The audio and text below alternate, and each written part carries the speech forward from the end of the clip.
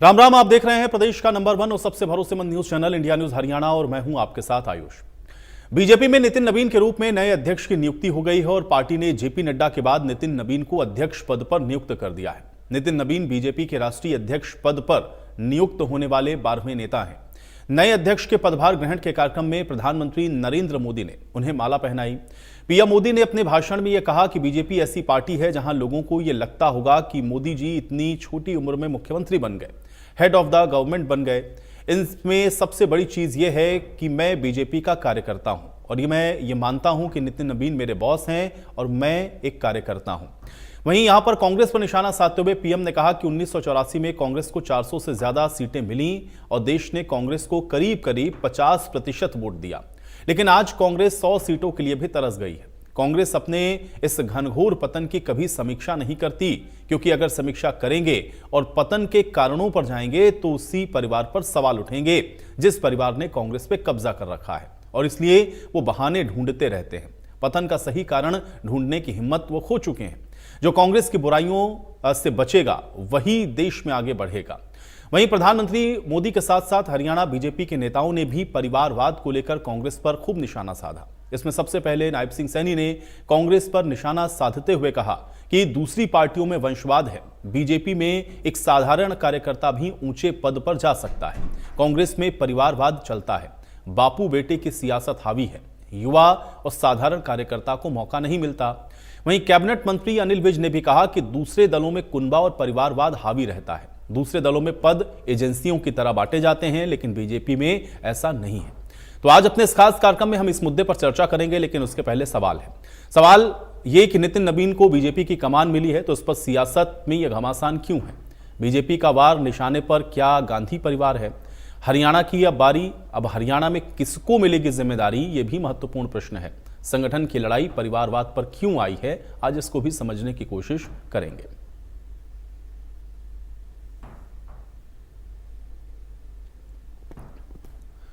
तो तस्वीरें सबसे पहले आपको आज दिखा देते हैं। देखिए, अध्यक्ष पद पर नियुक्ति हुई नितिन नवीन की और उसके बाद आज उनको किस तरीके से अध्यक्ष के तौर पर चुन लिया गया। प्रधानमंत्री ने आज उनको बीजेपी के राष्ट्रीय अध्यक्ष पद का पदभार ग्रहण करवाया। दूसरी तस्वीर आप देख रहे हो। तीसरी तस्वीर में आप देख रहे हैं कि हरियाणा के मुख्यमंत्री नायब सिंह सैनी ने भी नितिन नवीन को बीजेपी का राष्ट्रीय अध्यक्ष बनने पर बधाई दी है। माननीय नितिन नवीन जी को दुनिया के सबसे बड़े राजनीतिक दल का अध्यक्ष चुने जाने पर बहुत बहुत बधाई देता हूं, बहुत बहुत शुभकामनाएं देता हूं। साथियों, आप जानते हैं आज भाजपा का जितना फोकस संगठन के विस्तार पर है, उतनी ही बड़ी प्राथमिकता कार्यकर्ता के निर्माण की भी है। भाजपा एक ऐसी पार्टी है जहां लोगों को लगता होगा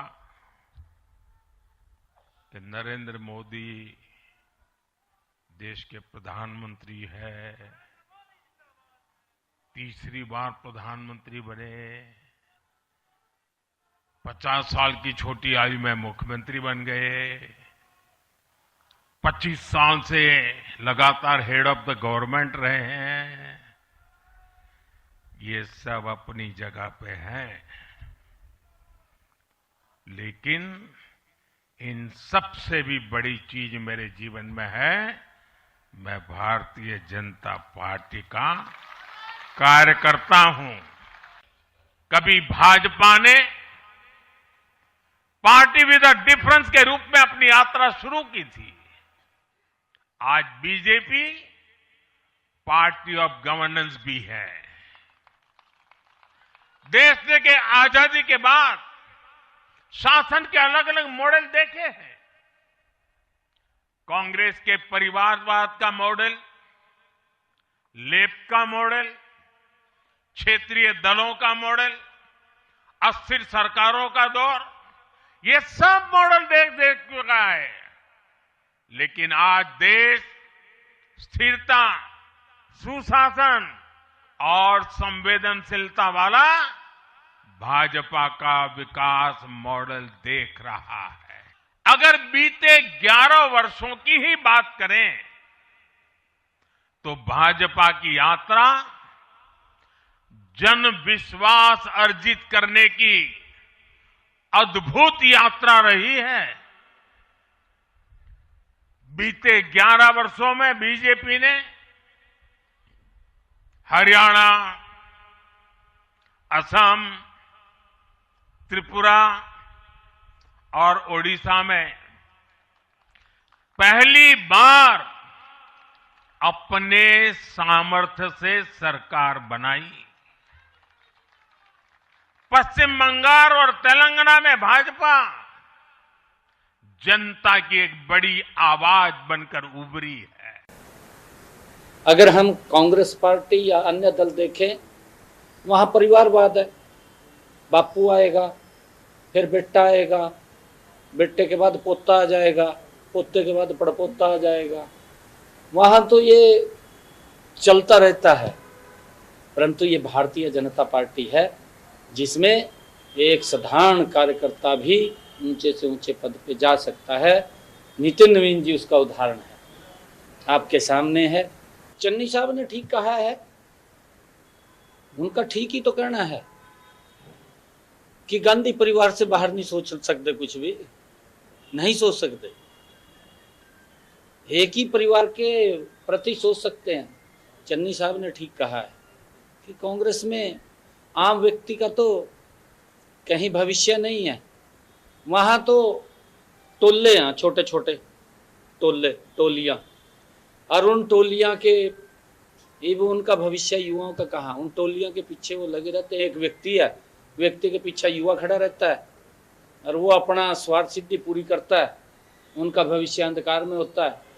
भारतीय जनता पार्टी एक संगठनात्मक पार्टी है और संगठन के अंदर रहते हुए कोई भी कार्यकर्ता कहीं पर काम करता है तो उसके काम की गिनती होती है और उसके काम को देखा जाता है और उसको सम्मान भी दिया जाता है। देखिए, सारे देश में जितने भी राजनीतिक दल हैं उनमें से केवल एक भारतीय जनता पार्टी में लोकतांत्रिक तरीके से चुनाव होते हैं। यहाँ पर पहले बूथ का चुनाव होता है, फिर मंडल का चुनाव होता है, फिर जिले का चुनाव होता है, फिर प्रदेश का चुनाव होता है और फिर अंतिम प्रक्रिया के तौर पर राष्ट्रीय अध्यक्ष का चुनाव होता है। और दूसरी पार्टियों में राष्ट्रीय अध्यक्ष तो सबके तय हैं, खानदानी पार्टी हैं, कुनबे वाली पार्टी हैं, तो वो राष्ट्रीय अध्यक्ष वो जैसे एजेंसियां बांटते हैं वैसे स्टेट लेवल पर वो एजेंसियां बांट देता है और स्टेट वाला फिर मंडल लेवल पर एजेंसियां बांट देता है,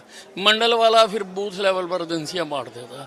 तो उनमें और हमारे में बहुत अंतर है और मेरा निश्चित मत है कि जिन पार्टियों के अंदर अपना प्रजातंत्र नहीं है वो देश के प्रजातंत्र। तो कुल मिलाकर के मौका था आज बीजेपी के नए राष्ट्रीय अध्यक्ष के तौर पर नितिन नवीन की ताजपोशी का, लेकिन उन सब के बीच में जिस तरह के प्रश्न परिवारवाद को लेकर के उठे और खासतौर से कांग्रेस पार्टी को जिस तरह से निशाने पर लिया गया, उसके मायने क्या हैं और नितिन नवीन अब पार्टी को किस तरह से आगे ले जाएंगे, आज इसको समझने की कोशिश करेंगे। सभी मेहमान हैं मेरे साथ, पहले उनका परिचय करवाते हैं, उसके बाद आज की चर्चा की शुरुआत करेंगे। राजबीर रोहिल्ला जी हमारे साथ जुड़ चुके हैं, भारतीय जनता पार्टी के प्रवक्ता हैं। राजबीर रोहिल्ला जी, बहुत स्वागत है आपका। सतपाल रोड जी हमारे साथ जुड़े हुए हैं, कांग्रेस पार्टी के प्रवक्ता हैं। सतपाल रोड जी, आपका स्वागत है। डॉक्टर गुरमीत सिंह जी हमारे साथ हैं, वरिष्ठ पत्रकार हैं। डॉक्टर गुरमीत सिंह जी, आपका स्वागत। और केसी मलकानिया जी हमारे साथ जुड़े हुए हैं, राजनीतिक विश्लेषक हैं। केसी मलकानिया जी, आपका भी स्वागत है। राजबीर रोहिल्ला जी, आपसे शुरुआत करूंगा। हालांकि आज मौका तो था, पार्टी को नया अध्यक्ष मिला नितिन नवीन के तौर पर, लेकिन उसी ताजपोशी में जिस तरह के प्रश्न उठे प्रधानमंत्री नरेंद्र मोदी से लेकर के और अभी कैबिनेट मंत्री अनिल विज को हम लोग सुनवा रहे थे, एक तरफ से सबने मिल करके हमला बोला कांग्रेस पार्टी पर या अन्य पार्टियों पर, यह आरोप लगाते हुए कि उन सब पार्टियों में परिवारवाद है भारतीय जनता पार्टी को छोड़कर। कैसे इसको देखा जाए? जी नमस्ते प्रवक्ता साथियों और एक्सपर्ट को मेरी राम राम। सबसे पहले तो हमारे जो राष्ट्रीय अध्यक्ष श्री नितिन नवीन जी निर्वाचित हुए हैं तो उनको हार्दिक बधाई। हम जो लाखों कार्यकर्ता हैं, आवाज नहीं आ रही आपकी, और सभी आवाज नहीं आ रही क्या? हेलो, हाँ जी जी सर, आपकी आवाज मुझ तक आ रही है। जी, हाँ, आप अपनी तो बात सब रखें। प्रत्येक कार्यकर्ता के लिए गर्व का क्षण है ये। और क्योंकि आज हमने बूथ स्तर तक वो खुशियां मनाई है। भारतीय जनता पार्टी हमेशा से एक रहता है कि हम लोग जब 2014 से पहले भी हमारा कहीं कोई जैसे सीट आ जाती तो भी हम खुशियां मनाते थे हर बूथ। रोहिला जी की आवाज नहीं आ रही बिल्कुल भी। आज आज हमारा यही रहने वाला था। तो मैं एक 2 लाइन कहूंगा कि लिट्टी चोखा और चूरमा, हरियाणा और बिहार के जो हमारे राष्ट्रीय अध्यक्ष जी आए हैं उनको समर्पित है मेरी 2 लाइनें। लिट्टी चोखा और चूरमा, जो खाएगा वो बनेगा सूरमा। तो सीधी बात यह है कि भारतीय जनता पार्टी में लोकतांत्रिक है तरीके से 2024 में हमने जो हमारा सदस्यता अभियान संगठन पर्व के रूप में हमने शुरू किया था, आज वो हमारा संपन्न हो गया। और इसमें हमने लाखों करोड़ों कार्यकर्ता बनाए, हमने अपनी बूथ कमेटियां बनाई, मंडल स्तर तक के हमने पदाधिकारी। अरे सर आपकी आवाज ही नहीं आ रही। राष्ट्रीय स्तर तक के हमने जो हमारे प्रदेश अध्यक्ष जो और कमेटियां बनाई, जिला की कमेटियां बनाई। तो आज हमारा जो संगठन पर्व था आज उसका समापन हो गया है। तो मैं सभी को बधाई देता हूँ। रही बात है कांग्रेस की या अन्य विपक्षी दलों की, आप हरियाणा में देख लो कि कौन सी पार्टी है जो परिवारवाद से ग्रसित नहीं है। भारतीय जनता पार्टी में एक ऐसा दौर है इसमें, ये क्योंकि पार्टी विद डिफरेंस और अब पार्टी विद गवर्नेंस है। क्योंकि भारतीय जनता पार्टी की जो 20 राज्यों में एनडीए के साथ सरकार है या हमारी इंडिविजुअल सरकार है, हम लोगों ने डिलीवर किया है और काम के साथ ही हम लगातार आ रहे हैं सत्ता में। और रही बात विपक्ष की, तो विपक्ष तो आज हताश है, निराश है और इनका जो हर जो प्रयास है वो असफल हो रहा है। तो मुझे लगता है कि विपक्ष को मंथन करने की जरूरत है। जनता इनसे विमुख क्यों हो रही है? हरियाणा में भी आप ये देख लीजिए, जो 2005 से 2014 का पीरियड था, जो भूपेंद्र सिंह हुड्डा का जो मुख्यमंत्री के रूप में था, उनका क्या रहता है कि वो उन्होंने लगातार अपने लोगों को सिखाने लगाया, अपने बेटे को आगे बढ़ाने के लिए उन्होंने अमेरिका से अपने बेटे को बुलाया और रोहतक के जो लोकसभा से सांसद बना दिया, जबकि उनको कोई राजनीतिक अनुभव नहीं था। कोई भी राजनीति में सीधे पहले से उतार दिए थे। तो ये भारतीय जो कांग्रेस है, कांग्रेस में और अन्य जो दल है वो इनको जागीर समझते हैं पार्टियों को, भैया हमारी पार्टी है तो इसमें हम ही रहेंगे। अब वो जो मुख्यमंत्री जी ने तौलिया की बात की है, तो तौलिया तो इन पार्टियों में कार्यकर्ता नहीं, लेकिन राजवीर जी भाई, कांग्रेस पार्टी में आप उनका अगर आप अध्यक्ष देखें तो मल्लिकार्जुन खड़गे को उन्होंने अध्यक्ष बनाया है और वो ये कहते हैं कि हमारे यहाँ भी संगठनात्मक प्रक्रिया और उसी प्रक्रिया के तहत हम हमारे अध्यक्ष का चुनाव करते हैं। तो फिर ये परिवारवाद का आरोप क्यों है? परिवारवाद क्यों, मुझे ये बताइए ना, क्योंकि एक ही परिवार से सहमति लेनी पड़ती है, एक ही परिवार को फीडबैक देना पड़ता है। पार्टी में बहुत से जो संगठन होते हैं, संगठनिक जो पद होते हैं वो सारे पद नहीं, वो तो हर जगह है राजवीर रोहिला जी भाई। पार्टी के अंदर बड़े नेता, सर्वमान्य नेता के तौर पर तो हर पार्टी का एक नेता बड़ा होता है। अब आपके यहाँ भी ऐसा थोड़ी ना है कि आप नरेंद्र मोदी को या अमित शाह को दरकिनार कर देंगे। संगठन के अंदर जो भी निर्णय होंगे उसमें भूमिका तो नरेंद्र मोदी की भी होगी और उसमें भूमिका अमित शाह की भी होगी। लेकिन ये कह देना सिर्फ कि केवल वहां पर मल्लिकार्जुन खड़गे राहुल गांधी या सोनिया गांधी या प्रियंका गांधी से कोई डिस्कस करके कोई नीति या नियम का निर्माण करेंगे तो वो परिवारवाद है, आपके यहाँ नहीं है, ऐसा क्यों? मैं आपको उदाहरण देता हूँ। अगर ये लोग प्रोटोकॉल की फोटो लगाएंगे ना कोई राष्ट्रीय नेता का, तो 4 फोटो लगेंगे, सोनिया गांधी जी का, प्रियंका गांधी जी का, राहुल गांधी जी का, साथ में खड़गे जी का। तो आप ये बताइए ये परिवारवाद नहीं तो क्या है? ये जब 3 नेता जो एक ही परिवार के उनके फोटो लगते हैं, ऐसे ही 10-5 लोग है 5-5 फोटो 6-6 फोटो ये लोग प्रोटोकॉल अपने परिवार के लगवाते हैं कार्यकर्ताओं से। तो कार्यकर्ताओं को तौलिया जो आज हमारे मुख्यमंत्री जी ने प्रयोग किया शब्द का, तो वो बड़ा सार्थक है इस चीज में, क्योंकि कार्यकर्ता को तो तौलिया दे क्या है, तुम इनकी कुर्सी पे तौलिया मारो और तुम यहाँ खड़े रहो बस, और अपनी बारी का इंतजार करते करते या तो पार्टी से बाहर निकल जाओ या बुढ़े हो जाओ, इन्हें कभी मौका नहीं मिलता। सतपाल रोड़ जी, ये परिवारवाद के आरोप लग रहे हैं कांग्रेस पार्टी के ऊपर, ये कहते हुए कि हमारे यहाँ तो कोई साधारण सा कार्यकर्ता भी अपनी पार्टी का अध्यक्ष बन जाता है, लेकिन आपके यहाँ ऐसा नहीं है, परिवार के इर्द पार्टी पूरी घूमती है। रोड़ साहब जी, सबसे पहले मैं आपको और आपके चैनल का धन्यवाद करता हूं और जो मेरे पैनलिस्ट हैं और हरियाणा की जनता को राम राम नमस्ते। देखिए, इनका काम एक ही है, परिवारवाद। इनको और कोई काम ही नहीं मिल रहा। परिवार से क्यों डर रहे हैं ये? और कहां परिवार है? एक ही पार्टी में भी तो परिवार है। अमित शाह के बेटे जयंत शाह पूरी बीजेपी पार्टी को कैप्चर करे हुए हैं। इधर राजनाथ का बेटा पंकज, इधर हरियाणा से राव इंद्रजीत की बेटी, इधर से पहले हमारे साथी थी किरण, उसकी बेटी और किरण, दोनों। ये परिवारवाद नहीं क्या? इनको सिर्फ कुछ नहीं नजर आता। हमारा राष्ट्रीय अध्यक्ष मल्लिकार्जुन खड़गे बढ़िया आदमी है और जेंटलमैन आदमी है और बहुत अच्छा काम करे हमारी पार्टी का। अब संगठन बन चुका है, हमारे प्रदेश अध्यक्ष बनाए गए हैं। किसी को मालूम नहीं था कि राव नरेंद्र सिंह जी को ये प्रदेश अध्यक्ष बनाएंगे। बताओ इसमें कहा परिवारवाद है जी। इनको तो सिर्फ एक ही चीज नजर आती है, ऊपर राहुल गांधी, नीचे हरियाणा में पूरे बीजेपी में खलबली मची हुई है। बापू बेटा, अरे मास लीडर है, उनका कद है चौधरी भूपेंद्र सिंह हुड्डा का, दीपेंद्र हुड्डा जी का, शैलजा जी हमारे सीनियर नेता हैं, लेकिन परिवार कोई नहीं है पार्टी में। ये बेवकूफ की झूठ बोलते हैं। मैं ये सद्बुद्धि देता हूं कि जो हमारे इनके बीजेपी के राष्ट्रीय अध्यक्ष बने, सबसे पहले उनको मैं बधाई देता हूं कि वो सिर्फ नाम के हैं, काम वही होना है जो मोदी और अमित शाह कहेंगे। नहीं, फिर ये आरोप तो फिर रोड साहब, ये तो फिर कांग्रेस पर भी है। मल्लिकार्जुन खड़गे जो चाहेंगे ऐसा तो होगा नहीं भाई, मंत्रणा तो करनी ही पड़ेगी। जो राहुल गांधी आपके भी सर्वमान्य नेता के तौर पर तो राहुल गांधी है ना। जी। तो अगर आप ये कहेंगे कि इधर उनका कोई वजूद नहीं है, जो मोदी जी चाहेंगे वही होगा, तो फिर इधर तो आपके यहाँ भी जो राहुल गांधी चाहेंगे वही होगा। उससे इतर कुछ हो सकता है क्या कांग्रेस पार्टी के अंदर? जी देखिए, राहुल गांधी जी को अभी पूरी जिम्मेवारी न तो कोई वो अभी प्राइम मिनिस्टर बने हैं और वो एक पार्टी के सीनियर लीडर्स हैं, और उससे अभी डरे हुए हैं। जब राहुल गांधी प्राइम मिनिस्टर बनेगा, जब आरोप लगाते हैं, ये पता नहीं क्यों नहीं, गांधी परिवार अरे नेतृत्व की बात हो रही है ना रोड साहब। अभी भी जैसे आपके यहाँ जो कांग्रेस में आपका प्रशिक्षण शिविर चल रहा है, उसमें मल्लिकार्जुन खड़गे के साथ साथ राहुल गांधी आएंगे टिप्स देने के लिए। या आपके यहाँ जो संगठन का निर्माण हुआ उसमें हाईकमान की भूमिका थी ना सतपाल रोड जी। आप हाईकमान का मतलब तो यही है राहुल गांधी। मल्लिकार्जुन खड़गे खुद ये कह चुके हैं। नहीं, हाईकमान मल्लिकार्जुन खड़गे जी हैं। नहीं, अब मल्लिकार्जुन खड़गे अगर कहते हैं कि मैं हाईकमान से चर्चा करूंगा तो फिर क्या होगा? फिर कौन हाईकमान है?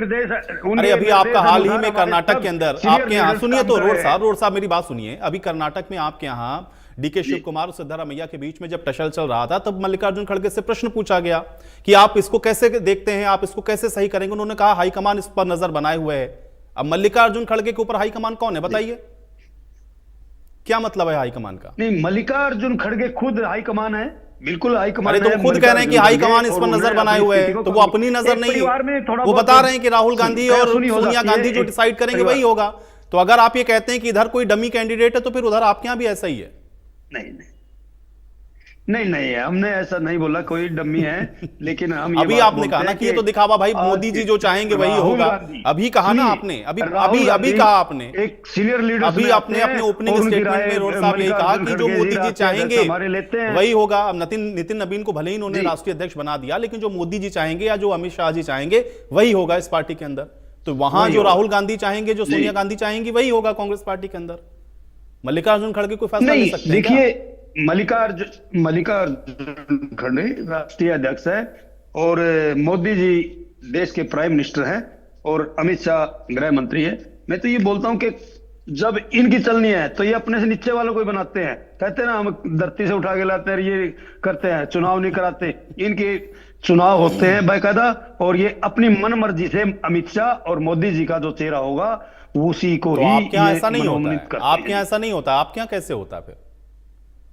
बिना हाईकमान के मंजूरी के क्या आप प्रदेश अध्यक्ष बना सकते हैं अपना? अनुमोदन हो गया है ये।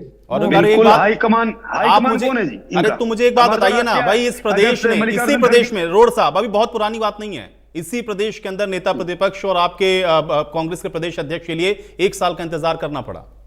वो हाईकमान नहीं तय किया ना। अगर ऐसा ही आसानी से होना था तो फिर हो गया होता। ये तो सबको पता था कि विधायक किसके साथ में है। इसमें कोई ढकी छुपी बात तो थी नहीं। चुनाव का परिणाम आने के अगले ही दिन ये स्पष्ट हो गया था कि कितने विधायक किसके साथ में है। आप नेता प्रतिपक्ष बना देते, लेकिन हाईकमान के इंतजार आपने किया ना, हाईकमान के फैसले का। तो आप ऐसे कैसे कह सकते हैं कि आज जिसको जो सूट करता है इधर बना देते हैं? सुनिए, आपके यहाँ भी वही है। हमारे हाईकमान वही राहुल गांधी जी सीनियर लीडर्स हैं, उनकी राय ली जाती है और लेनी भी चाहिए। लीडर्स है, युवा नेता है, तो वो भी तो अपने पसंद के लोगों को बनाते हैं ना, उनको पद देते हैं। जो लगता है कि सही काम कर रहा है उसको पद देते हैं, उसमें क्या बात है? तो ये आरोप उधर क्यों लगा रहे हैं भारतीय जनता पार्टी? तो हमने कब बोला ना? नहीं, अभी कह रहे हैं आप लोग साहब। हो सकता है अभी पहले जेपी नड्डा से बढ़िया काम करेगा, वो इनकी पार्टी के लिए करेगा, अपनी पार्टी के लिए करेगा वो काम। अभी आपने कहा ना कि ये केवल नाटक कर रहे हैं कि आप किसी आम आदमी को उठा करके, झूठ बोलते हैं, आम आदमी को उठा करके राष्ट्रीय अध्यक्ष बना दिया, जबकि आप ये कह रहे हैं कि जो मोदी जी चाहते हैं या जो अमित शाह चाहते हैं उसको ये बनाते हैं। तो मैं कह रहा हूं उधर जो राहुल गांधी चाहते हैं वो आपके यहाँ बनाते हैं, उसमें डिफरेंस क्या है ये बताइए ना। अरे सर ऐसी बात नहीं है। राहुल गांधी सबके हाईकमान की सलाह लेके मल्लिकार्जुन खड़गे जी ही बनाते हैं। ठीक है गुरमीत जी, मौका था नितिन नवीन की ताजपोशी का, लेकिन आरोप प्रत्यारोप में उलझ गए कि भाई उधर परिवारवाद है, हमारे यहाँ एक साधारण सा कार्यकर्ता भी राष्ट्रीय अध्यक्ष बन जाता है और मोदी जी कह रहे हैं कि मैं तो खुद ही एक काम कार्यकर्ता हूं पार्टी में, ये मेरा सबसे बड़ा कंट्रीब्यूशन है इस पार्टी के लिए। कैसे देखते हैं इसको आप? जनता पार्टी जो है वो किसी भी मौके को जो वहां से वो कोई ड्रॉ कर सकती है, एक मैसेज दे सकती है या एक लाभ ले सकती है, जो कि राजनीतिक तौर पर हर पार्टी करना चाहती है, उसको वो बहुत भरपूर तरीके से या बहुत बेहतरीन तरीके से इस्तेमाल करते हैं। इसमें तो कोई दो राय नहीं है। और यही वजह है कि विपक्ष के लोग आलोचना भी करते हैं इवेंट मैनेजमेंट वगैरह की, जो कि अपने आप में कोई बुरी बात नहीं। क्योंकि देखिए, अपना संदेश लोगों तक पहुंचाना, इसमें कोई बुरी बात तो है नहीं। उसके लिए अगर कोई आयोजन अच्छे से किया जाता है, इवेंट मैनेजमेंट का क्या मतलब हुआ, या आप कोई भी जो आयोजन है, इवेंट का मतलब क्या हुआ, कोई कार्यक्रम, और आयोजन मैनेजमेंट का मतलब उसका प्रबंधन, कि वो इस तरीके से हो कि उसमें अधिक से अधिक मैसेज कन्वे हो। तो और आज की राजनीति में ये चीजें जरूरी हैं। तो और इसमें कोई दो राय नहीं कि 45 साल की आयु में, चूंकि राजनीति के दृष्टि से बहुत छोटी आयु है, बल्कि राहुल गांधी से भी उम्र कम हो गई बीजेपी के राष्ट्रीय अध्यक्ष की, जिनको हम युवा नेता मानते हैं। तो आप समझते ही हैं कि राजनीति में जो युवा की परिभाषा है वो अलग है, और रिटायरमेंट की तो खैर कोई एज है ही नहीं, वो तो अब सिद्ध ही हो रहा है सभी जगह। तो चाहे आप पूरी दुनिया में देख लेंगे तो भी, तो अमेरिका के चुनाव में ये मुद्दा रहा, हमारे यहाँ 75 वाला कई बार मुद्दा रहा, और रूस में और तमाम कई दुनिया के देश ऐसे हैं। तो इसलिए उन्होंने एक युवा नेता बनाया, पहली बात। तो दूसरी बात यह है कि वो जो चयन हुआ, जितने नाम चल रहे थे उनमें से वो नाम नहीं था, वो परिचित जो नाम थे, चाहे वो भूपेंद्र यादव का हो, खट्टर साहब का हो, तमाम नाम आपको पता है उस समय पर चल रहे थे, शिवराज सिंह चौहान, दुनिया भर के नाम। और उन्होंने एक एकदम नया नाम लाए, वो बिहार से। बिहार एक बड़ा राज्य है, नॉर्दर्न उसमें भारत में हिंदी भाषी प्रदेश है, और वहां से उन्होंने लाए, और वहां से आपने देखा है कि अभी चुनाव में भी बहुत बड़ी जीत मिली, और वहां से एलाइज भी हैं। आज आपने अगर एक चीज देखी हो जो बड़ी गौर करने वाली है, वो ये है कि मोदी जी ने आज ये भी कहा है, जो कि बड़ी नई बात है एक तरह से, कि वो केवल भारतीय जनता पार्टी नहीं देखेंगे, एनडीए के साथ भी समन्वय देखेंगे। तो एनडीए के साथ कौन है दो लोग? ये तो चंद्रबाबू नायडू और या नीतीश कुमार, जो दो बड़े लोग हैं, वही तो हैं। और उनमें भी सबसे ज्यादा आशंकाएं नीतीश कुमार को लेकर रहती हैं, क्योंकि उन्होंने बहुत बार भारतीय जनता पार्टी का साथ छोड़ दिया और फिर राष्ट्रीय जनता दल के साथ या कांग्रेस के साथ सरकार बनाई। तो इसलिए उन्होंने ये भी इशारों में बात की। तो मोदी जी बहुत ही इसमें कोई हमें मानना नहीं चाहिए कि एज कम्युनिकेटर वो सफल हैं। बाकी देखिए, होता सब प्रतीकात्मकता ही है। नहीं, लेकिन मैं ये समझना चाह रहा हूं गुरमीत जी, ये प्रतीकात्मकता भारतीय जनता पार्टी में 2014 के बाद से आपको लग रहा है, या वाकई में अब व्यक्ति केंद्रित होकर के भारतीय जनता पार्टी में भी चीजें होने लगी हैं, या नितिन नवीन को वाकई में उनके टैलेंट के जरिए चुना गया है? कैसे इसको देखिए, चुनाव तो जब होता है तब तो आपको पता है कि भारतीय जनता पार्टी भी व्यक्ति के चेहरे पे या ज्यादातर जगहों पर आपको मालूम है घोषित करके ही चुनाव लड़ती है। अगर हम वैसे देखें तो असली बात है, मोदी जी ने भी आज बार बार ये क्लियर किया, जो सही भी है, कि पार्टी में वो मेरे बॉस है ना। सरकार में तो बॉस जो है वो मोदी जी हैं, प्रधानमंत्री होते हैं, इसमें कोई दो राय नहीं। और हमारे यहाँ संवैधानिक प्रमुख भले राष्ट्रपति हो, लेकिन ये सबको मालूम है कि प्रधानमंत्री, वो राष्ट्रपति को चुनने में भी प्रधानमंत्री की भूमिका होती है, भले वो उनको शपथ दिलाते हैं। तो वो एक सिस्टम हमारे यहाँ है। और बहुत सारे लोग ये भी कहने लगे कि हमारे यहाँ एक तरह से, वैसे तो संसदीय लोकतंत्र है, लेकिन जाने अनजाने जो जैसे राष्ट्रपति चुनाव प्रणाली होती है कई जगहों पर, वैसे सा सिस्टम डेवलप होता जा रहा है सभी दलों में भी। लेकिन मुख्य बात यह है कि उन्होंने एक युवा अध्यक्ष बनाया, एक ऐसा अध्यक्ष बनाया जिसका नाम से बहुत सारे लोग, मैं अगर ईमानदारी से कहूँ, हालांकि वो 4 बार एमएलए रहे, उनके पिताजी भी एमएलए रहे, पुराने नेता हैं, बिहार के मंत्री भी रहे हैं बिहार में, आप जानते हैं। लेकिन हम लोग इस तरफ नॉर्थ में या उससे बाहर बहुत ज्यादा वो उनसे परिचित नहीं थे। तो वो जो एक सरप्राइज एलिमेंट मोदी जी की खूबी रही है। मैं आपको एक छोटा सा उदाहरण देता हूँ, आपको आश्चर्य होगा या आप उसको रिलेट कर सकते हैं। जब मोदी जी चंडीगढ़ के प्रभारी थे तो हम लोग यहाँ कवर किया करते थे, और पहला चुनाव जो चंडीगढ़ के म्यूनिसिपल कॉर्पोरेशन का हुआ था वो 1996 में हुआ था, जो मोदी जी ने एज प्रभारी करवाया था। जब वो गुजरात से, आप जानते हैं, जब उनको हटाया गया तो सबसे पहले वो चंडीगढ़ ही आए थे एज राष्ट्रीय सचिव जी। उस चुनाव में हम लोग अभी नए नए थे और कवरेज करते थे। तो वहां पर उनकी क्या स्टाइल थी कि जैसे मान लीजिए 10 नेताओं को उन्होंने एक जगह पे बुला लिया, सपोज सेक्टर 33 में इनका ऑफिस था, लास्ट मिनट पे फिर वो कहेंगे कि हम मीटिंग कहीं और करेंगे। उन 10 लोगों को भी ये समय नहीं मिलता था कि वो अपने समर्थकों को बता पाए कि मीटिंग यहाँ पे हो रही है, अगर 1 घंटे में कोई फेवरेबल बात ना आए तो आके शोर मचाना या ये सब करना, जो राजनीति में आप जानते हो होता है। जी जी जी। तो वो जो सरप्राइज एलिमेंट है, वो चाहे गुजरात की चीफ मिनिस्टर बदलने की बात हो, जब बीच में आपको पता पूरी सरकार बदली थी पहले हो, या टिकटों के मामला हो, और तमाम मंत्रालयों का आवंटन हो, है ना, जिस तरह से उन्होंने मंत्री, वो हर चीज में उनको एक वो एलिमेंट रहता है। तो इसमें कोई मानने में हमें गुरेज नहीं होना चाहिए, कम से कम मुझे तो बिल्कुल ऐसा आभास नहीं था कि बिहार से कोई नेता राष्ट्रीय अध्यक्ष बनने जा रहा है। और उन वर्किंग प्रेसिडेंट बनाते समय ही खैर वो तय हो गया था कि राष्ट्रीय अध्यक्ष वही होंगे, क्योंकि नड्डा जी एक बड़ा कार्यकाल पूरा कर चुके थे और फिर वो मंत्री भी थे केंद्र में।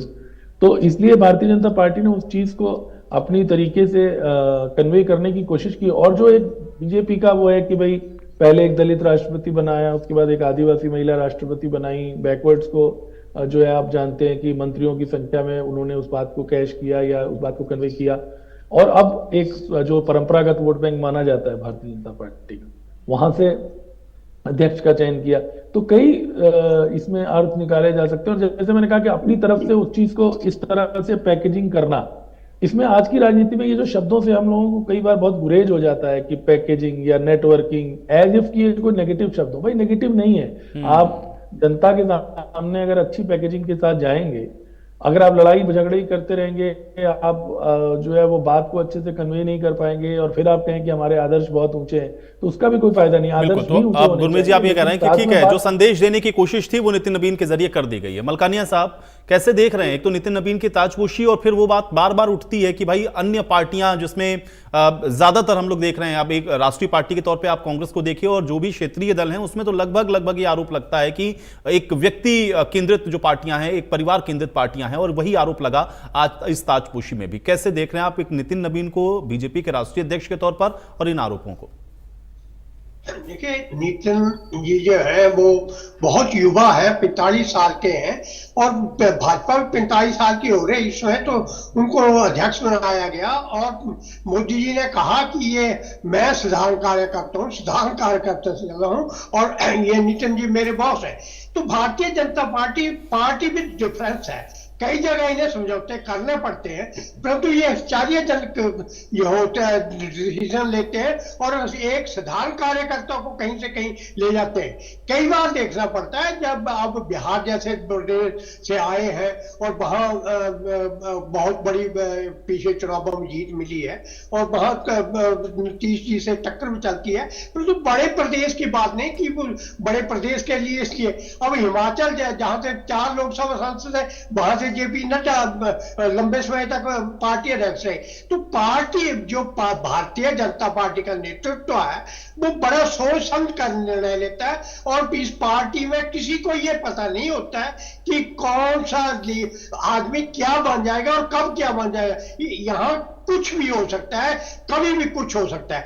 तो इस कारण जो है वो पार्टी का कार्यकर्ता जुड़े रहते हैं। और एक बात बहुत बड़ी है कि अगर आप देखें तो पार्टी में इतने अध्यक्ष बदले, राजनाथ जी अध्यक्ष रहे और उसके बाद मोदी जी प्रधानमंत्री बने, तो प्रधानमंत्री का नाम आया तो उन्होंने सारों ने उनको माना, सरेंडर कर दिया, एक किस्म के बॉस मानते हैं कि ये है। बाकी पार्टियों में ऐसा नहीं होता। अब नितिन जी को कह दिया उन्होंने बॉस में, अगर प्रधानमंत्री उन्हें बॉस मानते हैं तो पार्टी के सभी कार्यकर्ता उन्हें बॉस मानेंगे, परंतु बाकी नहीं। लेकिन केसी मलकानिया साहब, ये क्या सिर्फ एक मैसेजिंग है या वाकई में भाई नितिन नबीन क्या कुछ कह सकते हैं नरेंद्र मोदी को या उनको डिक्टेट कर सकते हैं, या ये केवल कार्यकर्ताओं के संदेश के लिए कि मैं एक कार्यकर्ता हूं और मेरे बॉस अब आज से नितिन नबीन जी हैं, ये केवल कहने के लिए, या वाकई में ऐसा होगा?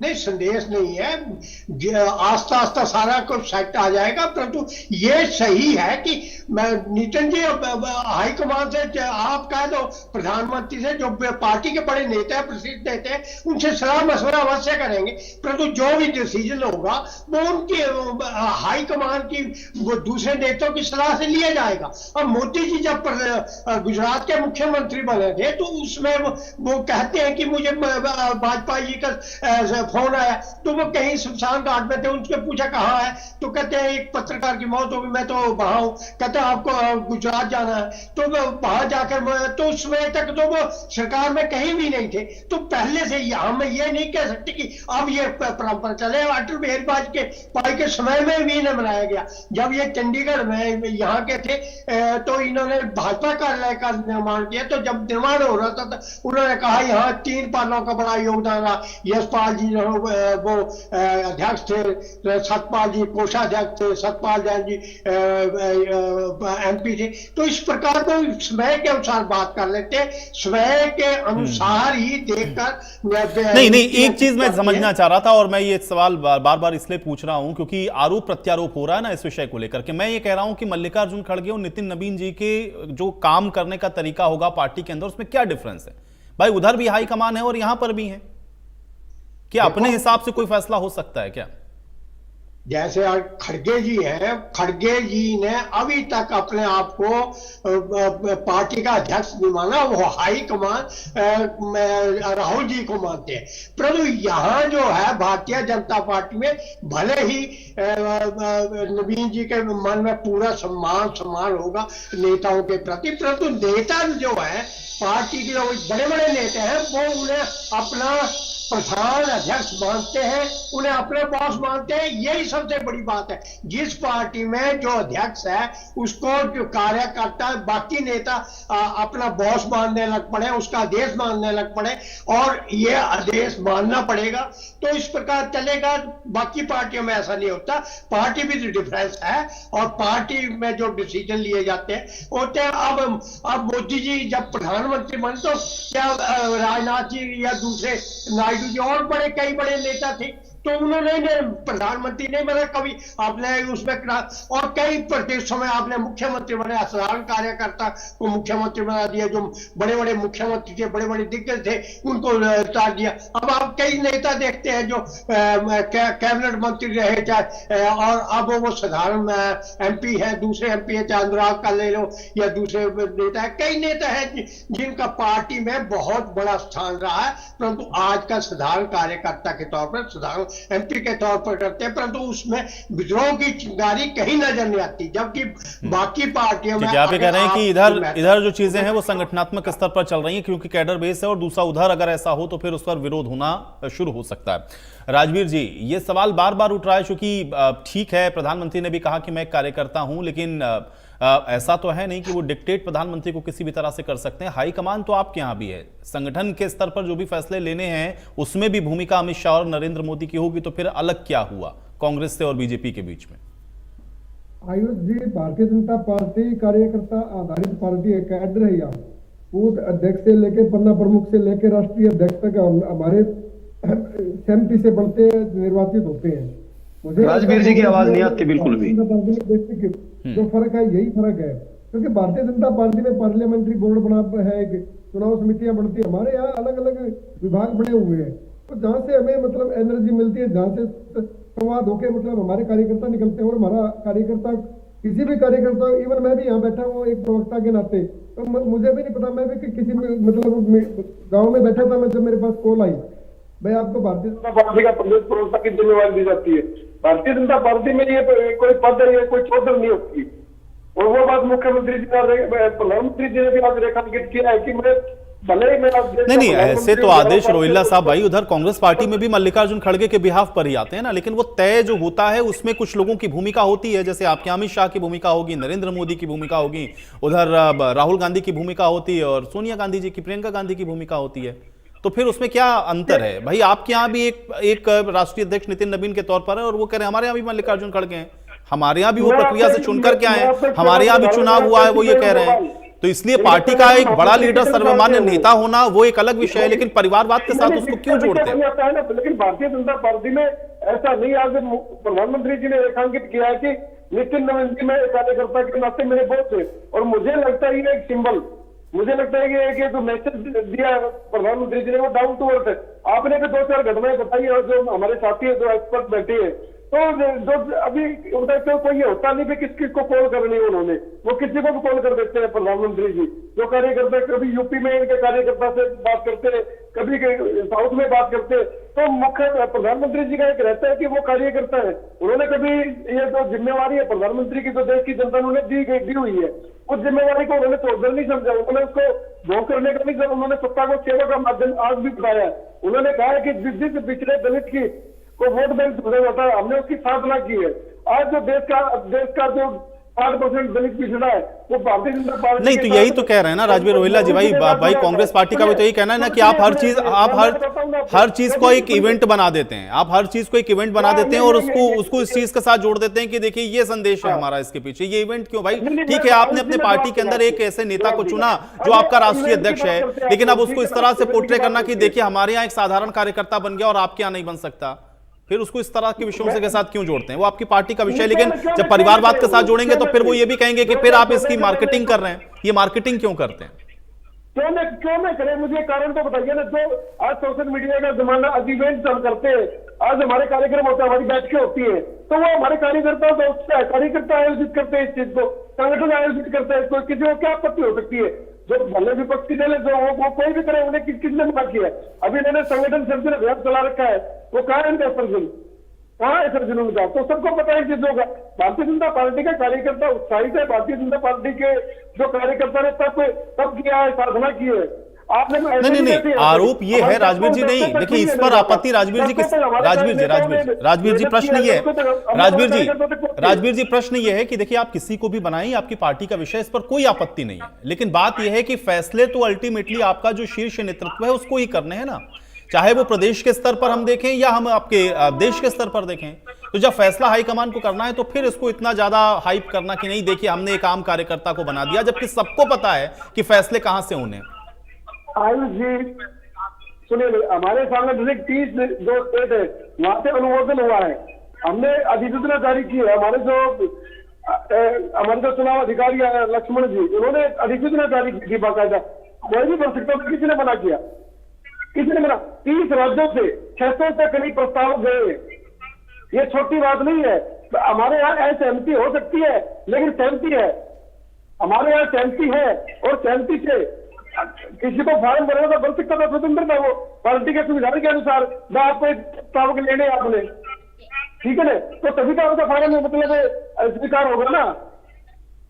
तो ऐसे थोड़े ना मतलब मैंने तो ठीक है, लेकिन राजवीर जी प्रदेश स्तर पर भी अब आप देखिए भूपेंद्र हुड्डा और दीपेंद्र हुड्डा को आप निशाने पर लेते हैं, वो ये कह रहे हैं कि भाई राव नरेंद्र को प्रदेश अध्यक्ष बनाया गया, क्या आपको पता था कि राव नरेंद्र प्रदेश अध्यक्ष बनने वाले हैं?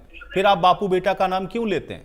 उधर भी तो प्रदेश अध्यक्ष उन्होंने यहाँ पर बनाया है ना, एक ऐसे कार्यकर्ता को जिसके बारे में आप लोगों ने सोचा भी नहीं था कि ये प्रदेश अध्यक्ष बनेंगे, उन्होंने बनाया उसको प्रदेश अध्यक्ष। आप 2005 से 2014 तक का जो मेरे प्रवक्ता साथी कांग्रेस की बैठी है, इनसे पूछो एक बार, उन्होंने अपने बेटे को स्थापित करने के लिए कितने कार्यकर्ताओं की कुर्बानी ली, कितने नेताओं ने पार्टी छोड़ी, और छोड़ ही रहे पार्टी। किरण चौधरी जी ने पार्टी छोड़ी, छोटी बात है क्या? जो एक चौधरी बंसीलाल की लिगेसी से आती थी, जिनका एक अपना रुतबा पूरे हरियाणा में, चौधरी बंसीलाल का विकास पुरुष बोले जाते हैं, उस परिवार ने उस पार्टी को छोड़ दिया, कुलदीप बिश्नोई ने छोड़ दिया, और जो नेता है अब ऐसा क्या कारण है कि वो सभी नेता छोड़ते जा रहे हैं और वो ब्लेम कर रहे हैं सारे, मतलब में कांग्रेस में लोकतंत्र नहीं, कांग्रेस में बातें नहीं सुनी जाती, कांग्रेस में एक परिवार का कब्जा है, तो एक परिवार का कब्जा तो भुगतो। ठीक है रोड साहब, ठीक है अभी रोड साहब, ठीक है सतपाल रोड जी, भाई ये इसलिए भाई बापू बेटा या फिर एक परिवार की बात होती है क्योंकि उनका ये कहना है कि आपके जो तमाम सीनियर नेता छोड़ करके गए उन्होंने भी कमोबेश यही बातें कही, यही आरोप लगाए कि परिवार के इर्द गिर्द सिमट करके रह गई है पार्टी, चाहे प्रदेश में हो या देश में। रोड साहब, मैंने ये बोला है कि ये बीजेपी झूठों की पार्टी है, ये सिर्फ जिसने भी पार्टी छोड़ी अपने मतलब से छोड़ी है, कुछ ईडी का दबाव, सीबीआई का दबाव, इन्होंने डरा धमकाकर नेताओं को तोड़ने की कोशिश किया। इन्होंने तो हुड्डा साहब पे भी जोर डाला था, लेकिन हुड्डा साहब झुकने वाले नहीं, ना इनसे झुके। और जो नेता गए हैं अपने मतलब से छोड़ के गए हैं, वो कभी भी जनता के हित में कभी नहीं सोचा उन्होंने। यहाँ क्या नहीं मिला किरण चौधरी को, जिस टाइम कांग्रेस की सरकार थी, मंत्री थी वो, उसकी बेटी सांसद थी, अब वहां उनकी बात नहीं बनी, वहां इतना नहीं था। उन्होंने सोचा कि भाई आप बीजेपी में चलो, क्योंकि जनता का जो फैसला वो हमें भी मंजूर है, क्योंकि फैसला तो जनता ने मन बना नहीं, चुका लेकिन था ये भाई, बात तो भाई आपकी ऐसा पार्टी नहीं का। है ना। ठीक है, किरण चौधरी ने पार्टी छोड़ दी, लेकिन चुनाव परिणाम आने के बाद तो कमोबेश आपके बहुत सारे सीनियर नेताओं ने यही बातें कही जो आज भी आपकी पार्टी के अंदर हैं। आप कैप्टन अजय यादव से लेकर के और तमाम नेताओं का नाम है उसके अंदर, जिन्होंने ये कहा कि नहीं, भाई देखिए, पार्टी के अंदर जो फैसले हो रहे हैं वो एक तरफा हैं और एक गुट है जो इस फैसलों को ले रहा है, उस वजह से हम इस चुनाव को हारे। तो ये गुटबाजी है इस परिवार के अंदर, एक परिवार का दबदबा है, ये तो सारे लोग कह रहे हैं। ये भी कह रहे हैं कि भाई जिनके नेतृत्व में चुनाव लड़ा था फिर उनको जिम्मेदारी लेनी चाहिए थी इसकी। ये परिवार के इर्द गिर्द सिमट कर प्रदेश में भी क्यों है पार्टी? ये आपके सीनियर नेता कह रहे हैं जो आज भी आपकी पार्टी के अंदर हैं। ऐसा नहीं कि वो छोड़ के चले गए, लेकिन आज भी उनको इस बात का मलाल है। देखिए, सबने सीनियर लीडर्स ने सबने चुनाव बड़ा मिलजुल कर चुनाव लड़ा है, लेकिन प्रजा का फैसला वो हमें कबूल है। ये जितना भी बीजेपी ने जिस भी लीडर पे दबाव बनाया, पर्चा दर्ज कराया, आप चुनाव के टाइम हमारे सुरेंद्र पवार जी ने निखिल मदान को बोल दिया था उन्होंने, या तो पार्टी ज्वाइन कर ले नहीं तुझे अंदर देंगे। उसने पार्टी ज्वाइन कर ली और वो बीजेपी में चले गए। मेरा तो यही है कि जो इन्होंने अध्यक्ष बनाया है अपने इसीलिए बनाते हैं, स्वतंत्रता प्रभाव नहीं होता उनका। स्वतंत्रता प्रभाव तो सारा का सारा अमित शाह और मोदी जी करते हैं। हरियाणा में नहीं, तो फिर स्वतंत्र प्रभार वाली बात पर तो फिर मैं वही पूछूंगा भाई, स्वतंत्र प्रभार क्या मल्लिकार्जुन खड़गे के पास है? मुझे एक बात बताइए ना अरोड़ साहब, स्वतंत्र प्रभार क्या मल्लिकार्जुन खड़गे के पास है या राव नरेंद्र के पास है? आज भी आपके पार्टी के नेता अलग अलग बयानबाजी प्रदेश में भी कर रहे हैं। क्या राम नरेंद्र उसको रोक पाए? क्या उसको रोक पाए राम नरेंद्र प्रदेश के अंदर? आपके जो भी सीनियर नेता है उनको जो कहना है वो अलग अलग कह रहे हैं। तो फिर ऐसा तो है नहीं कि भाई आप ये कह रहे हैं कि उनके यहाँ सिर्फ दिखावे के लिए बना दिया और आपके यहाँ बड़े मजबूती से काम हो रहा है। आपके यहाँ भी चर्चा करनी पड़ती है और आपके यहाँ भी जो राहुल गांधी कहते हैं वही मल्लिकार्जुन आगे बढ़ाते हैं, ऐसा नहीं है। देखिए, मल्लिकार्जुन जी खड़गे बहुत सीनियर आदमी है, उसकी राय सुमारी जरूरी है, क्योंकि वो हमारे राष्ट्रीय अध्यक्ष हैं। नीचे नरेंद्र सिंह पर भी कोई दबाव नहीं है, किसी भी नेता का दबाव नहीं है। अपने हिसाब से उन्होंने जिला संगठन तैयार किया और आगे जो भी प्रदेश कार्यकारिणी है वो भी हमारी लगभग तैयार है। ब्लॉक अध्यक्ष हमारे तैयार हैं, सारे के सारे नरेंद्र जी ने बनाए हैं और बहुत सूझबूझ से नरेंद्र राव जितने भी हरियाणा के सीनियर लीडर्स हैं उनको सबको खुद ही साथ कह लेके रहे हैं चले कि मैं हुए। हाईकमान को सीधे रिपोर्ट यहां से करता हूं, इसलिए गुटबाजी वाली बात आप लोग यहाँ पे ना करें। आपके नेताओं को संदेश देते हुए ये बात कह रहे हैं और आप कह रहे हैं कि नहीं, वो अपना जो निर्णय है वो अपने हिसाब से ले रहे हैं। भाई हाईकमान जो उनको निर्देशित कर रहा है वो वही निर्देश यहाँ पर पालन करवा रहे हैं, ये आपके नेता खुद कह रहे हैं रोड साहब। और आप कह रहे हैं कि ये हमारे ऊपर आरोप लगा रहे हैं परिवारवाद के। तो भाई परिवारवाद यही तो है ना कि भाई गांधी परिवार के इर्द गिर्द, या फिर यहाँ पर जो बात भूपेंद्र हुड्डा कह दें, दीपेंद्र हुड्डा कह दें, उसके इर्द गिर्द। उससे अलग क्या हो रहा है पार्टी में?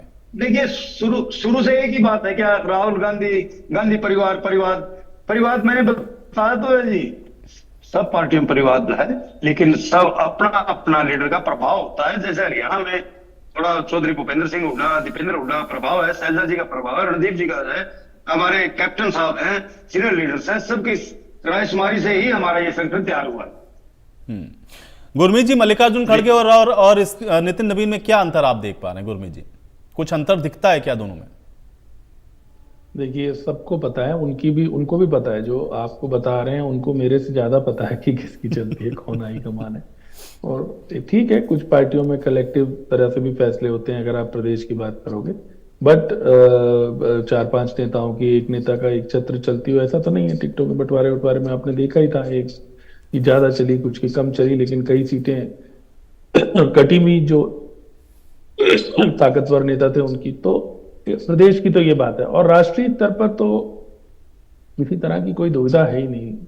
बहुत सारे काम हैं जो अपने अपने स्तर पे होते हैं, लेकिन अगर लास्ट वर्ड की बात कहीं अटकेगी तो इसमें कोई दो राय नहीं है कि अगर लास्ट वर्ड कहीं आएगा तो वो बीजेपी की बात करें तो नरेंद्र मोदी जी का होगा। देखिए, हर फैसले में तो विवाद होते भी नहीं, वो तो हो ही जाते सहमति। लेकिन अगर ये हो कि भाई ये करना है या वो करना, तो लास्ट वर्ड जो अगर आएगा वो निश्चित ही बीजेपी में भी एक नेता है और वो सबको मालूम है, और जो कांग्रेस है उसमें भी अब वो नेता, उनमें आप सोनिया जी का भी नाम जोड़ लें अगर जोड़ना चाहें तो, मतलब वो एक जिस तरह से वही अगेन परिवार वाली बात आ जाती है। दूसरी बात ये है कि कांग्रेस और बीजेपी में फर्क केवल इतना है कि जो शीर्ष स्तर पे देखिए, बीजेपी में भी बहुत सारे नेता वैसे हैं जिनके पुत्र राजनीति में हैं, चुनाव तो कांग्रेस गिनाती भी है जब वो लोग आरोप लगाते हैं।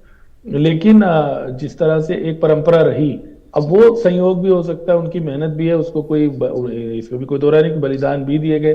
दो दो जो गांधी परिवार से इंदिरा गांधी जी और फिर राजीव गांधी जी, दो लोगों की तो हत्याएं ही हुई आतंकवादियों के द्वारा, मतलब पहले और उसके बाद राजीव गांधी की तो, और इंदिरा गांधी की तो प्रधानमंत्री रहते हुए, तो वो सब है। लेकिन ऐसी एक जो फिर भी एक जो क्रम दिखता है वो बीजेपी में नहीं है, इसलिए बीजेपी उसको, क्योंकि जो शीर्ष स्तर है, अब शीर्ष स्तर पे आप देखिए जवाहरलाल नेहरू और इंदिरा गांधी और वो उनकी बेटी थी और फिर वो आगे उनके बेटे थे, तो वैसा क्योंकि शीर्ष स्तर पे भारतीय जनता पार्टी में नहीं दिखा या ऐसा उदाहरण नहीं आया। और दो दो प्रधानमंत्री तो हमारे वैसे ही अनमैरिड थे, मतलब वाजपेयी जी की भी संतान नहीं थी और मोदी जी भी उस रास्ते पर आगे चले नहीं, थोड़ा सा चले, उसके बाद आपको पता है वो एक विषय रहा अलग।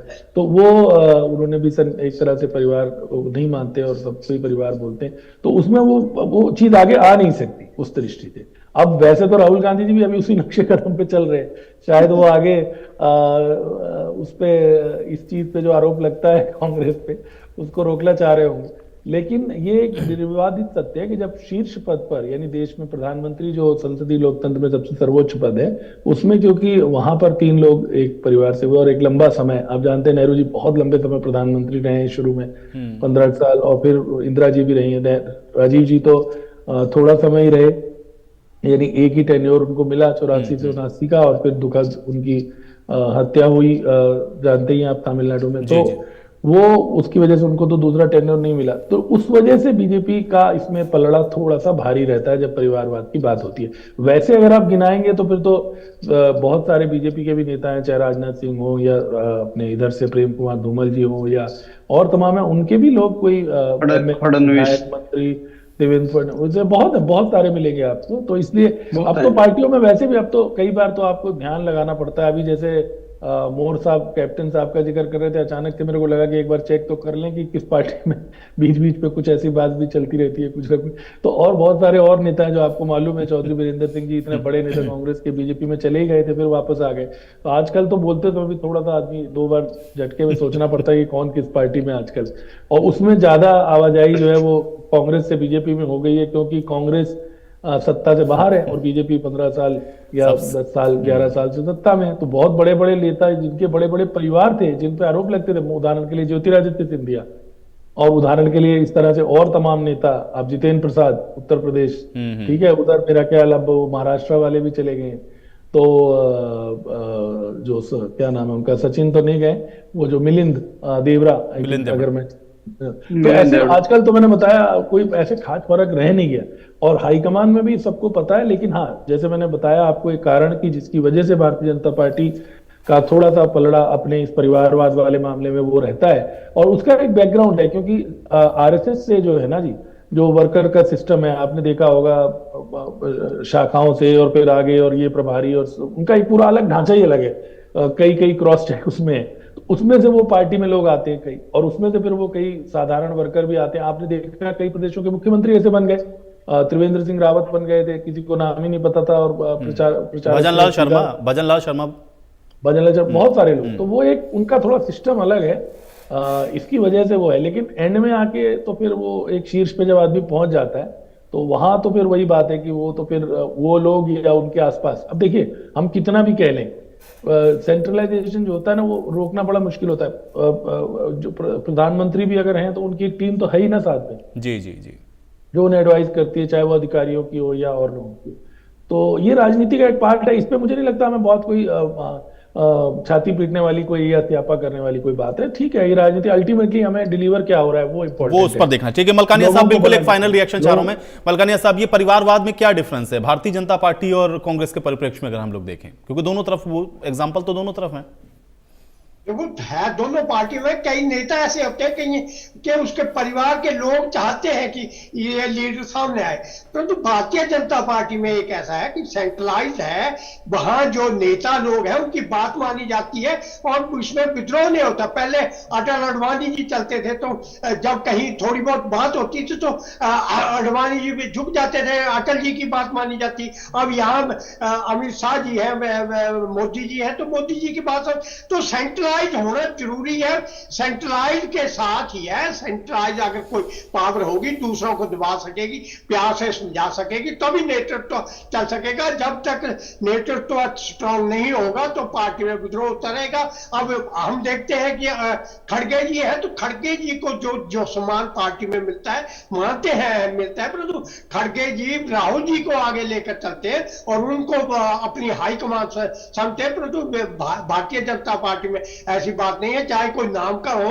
अब नड्डा जी रहे, दूसरे नायडू जी रहे, दूसरे बड़े नेता रहे हैं, भारतीय जनता पार्टी के अध्यक्ष रहे, तो उनकी चलती थी, उनकी मानी जाती थी। परंतु इस प्रकार कांग्रेस में नहीं होता। कांग्रेस में चाहे नेहरू परिवार से ले लिया जाए तो पीछे से लेकर, अब जब इंदिरा गांधी थी तो संजय गांधी की चलती थी, अब वो तो पार्टी के भीतर ही था, तो संजय गांधी की काफी मानी जाती। परंतु उसके बाद एकदम राजीव गांधी जी आ गए और इस परिवार ने किया है। ठीक है, स्वतंत्रता आंदोलन मोतीलाल नेहरू से लेकर जवाहरलाल नेहरू से लेकर आगे तक चला है, तो उसका उन्होंने फल भी भोगा है और इस प्रकार चलता है। इसलिए लोग मानते हैं कि नेहरू परिवार ने कुर्बानियां दी है, स्वतंत्रता आंदोलन में आपने भाग लिया है और उसका उनको फल मिला है। परंतु अब भी ऐसा है कि परिवारवाद से थोड़ा बाहर निकलना पड़ेगा और परिवारवाद से। चलिए मलकानिया साहब, आपकी इसी बात के साथ चर्चा मुझे यहीं समाप्त करनी पड़ेगी। बहुत शुक्रिया, आप लोगों ने समय निकाला, आज की चर्चा का हिस्सा आप लोग बने। तो हालांकि नितिन नवीन को भारतीय जनता पार्टी के राष्ट्रीय अध्यक्ष के तौर पर आज उनको कमान सौंप दी गई है।